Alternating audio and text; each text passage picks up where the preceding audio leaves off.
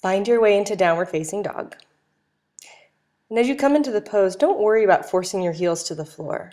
Instead, try to keep the arches of your feet lifted and your knees a little bit soft, which means straight, but not hyperextended. This is better alignment for your calf stretch and for opening up the soles of your feet. Take a few breaths as you hold the pose, and then step your right foot forward into a lunge. Straighten your left leg really strong and push through your left heel. Then drop your left knee to the ground and inhale your torso upright. Lift strongly in your chest. This will help open the front of your left thigh and groin. You can keep your hands down or float them overhead if that feels better to you.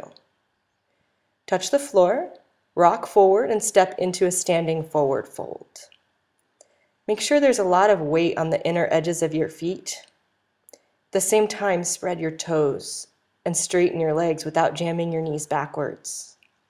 Inhale, lengthen your spine, and then step right foot back to lunge on the exhale. Keep the top of the right thigh lifted, really strong and straight, and then sink into the left hip. Drop your right knee to the ground. Inhale, lift back and front ribs up strongly.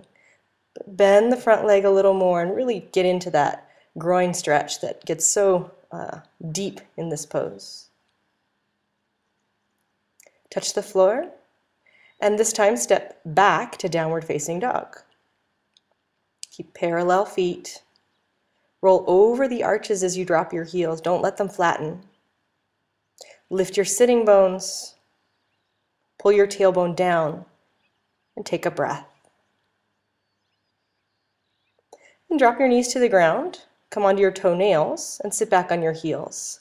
Grab a blanket and then roll the blanket into a tight, firm roll. You could use a towel for this too. Then you're going to fold forward and put your head on the floor just for balance. And then wedge that roll right into the crease in the back of your knees. Once it's there, you can sit back and put your hands on the floor and lift your head up. This might be really intense, so you can keep your hands forward if it is, or if it's not so bad, lean back and put all your weight on that roll.